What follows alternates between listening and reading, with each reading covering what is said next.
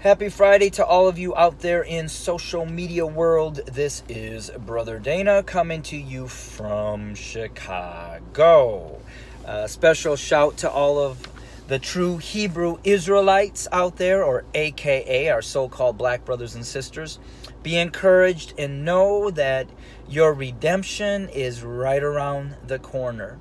And with that, I wanted to share this quote that I came up with. That came from Mark Meadows when earlier this week he declared that there's not a racist bone in my body.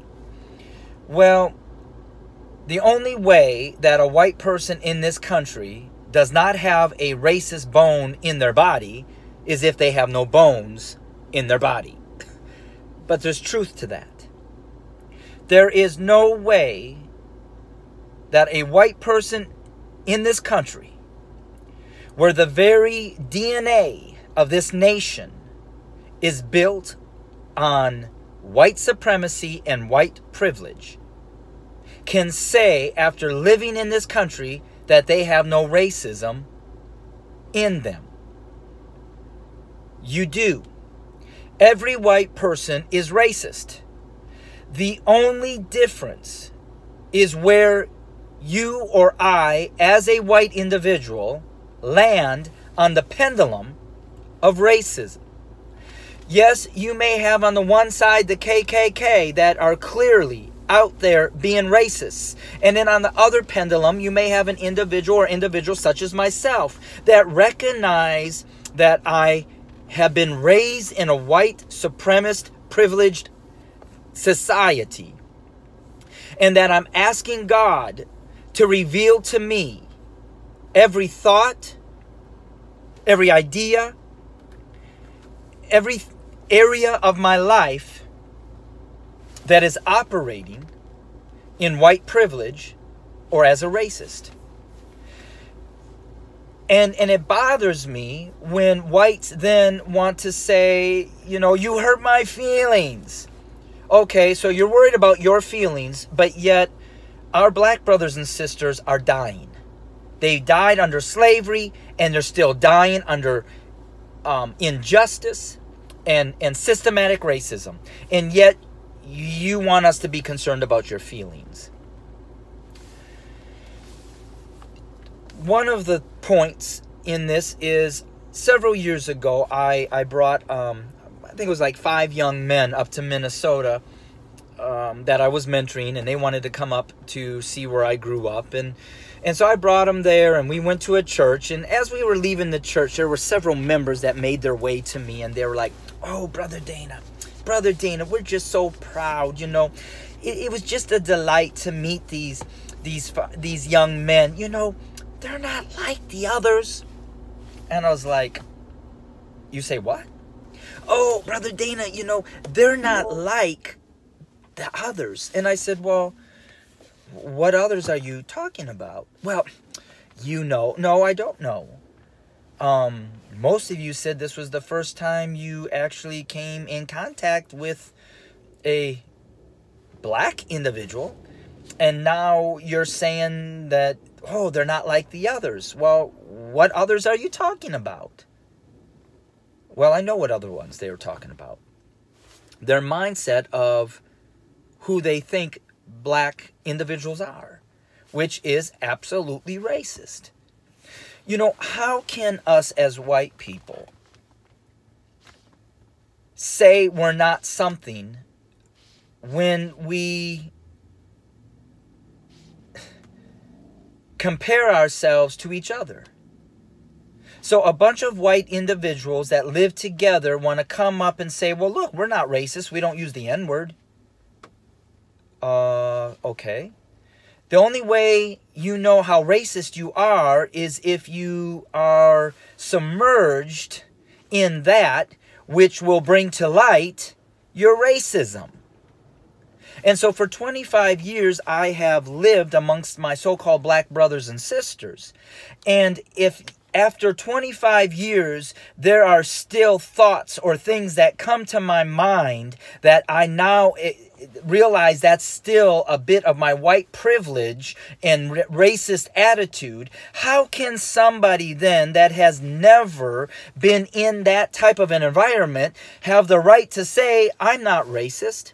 And then when a person says, well, I'm not racist, I got a black friend, or I'm not racist, I have black adopted grandchildren or children, do you understand that that is a clear sign that you are absolutely racist? Because first of all, again, those individuals are in your society, in your culture, in your way of living, in your comfort zone, in your white privileged kingdom. And now you want to say you're not racist because you have them around you? Well, have you ever gone around them in their culture, their community? Hell no. So that is one of the litmus tests. And when my white individuals, you know, it's like they don't even realize they're stinking.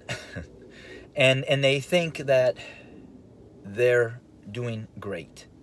You know, and please forgive me with the words that I'm about to use. Please, I ask for your permission to use the words that I'm about to use because I want to reveal. Growing up, when we were ready to play tag, whether it was in school, in gym, or in the neighborhood, we'd all put our toes in the middle, and then one person would go eeny, meeny, right? And this is how we did it. Eeny, meeny, miny, mo, catch a nigger by the toe. If he hollers, make him pay. My mama told me, you are not it. And let me go to the holiday season with my own family. And after we ate, there were cookies and homemade goods to carry us through the afternoon, and there was always a bowl of mixed nuts. I never knew it was a Brazilian nut. I was taught it was a nigger toe. It's like me going over to, let's say, China after I studied the language here in the United States, and then tell the people in China that I know more about the Chinese language and the Chinese culture than they do because I studied it. That's white privilege. We are telling our black brothers and sisters that we are not something when we don't even know what we really are because we're not or haven't been submerged in a culture to even know where we are racist. So please don't tell me, my white brothers and sisters, that you're not racist. Please don't tell me you don't have a racist bone in your body. Because when there's times that I still walk out of Walmart and they ask me for my receipt, my white privilege flares up to say, how dare you ask me for my receipt? Don't you see what type of a person I am? Our people don't do this. Look at the penal systems. Look at those that are in trouble. Do you see very many of us? That is white privilege. That's a racist behavior and attitude. So, unless I am an extreme racist person that even after 25 years of being submerged and immersed and living and breathing and dwelling amongst my so-called black brothers and sisters, and to this day I'm still, the Most High is revealing in me thoughts and attitudes at moments that are actually racist. How can you be not racist or claim that you don't have a racist bone in your body? And with that, I want my so-called black brothers and sisters to understand that Trump and his supporters and his secret supporters don't care what this man does. They won't care if he does something that is so incredibly degrading, or even right on camera. Because why they wanted this man in position was to maintain and to build up and to put back in full force power white supremacy and white privilege. Doesn't matter what else he does. Doesn't matter what else his cabinet does. None of that matters as long as he upholds and embraces, reinforces white supremacy and white privilege. And so recognize or be encouraged to know that these things that are coming out are not to show you what you already know, but will be used by the Most High when He pours out His judgment of justice on this nation on your behalf, that not one white person that hasn't acknowledged, repent, and began to repay will be left without an excuse to say, I didn't know we were that racist. I wasn't. They will be left without an excuse. So if you are a white individual that is watching this video, I sure hope that you will never say that I'm not racist. There's not a racist bone in my body. I even have a black friend.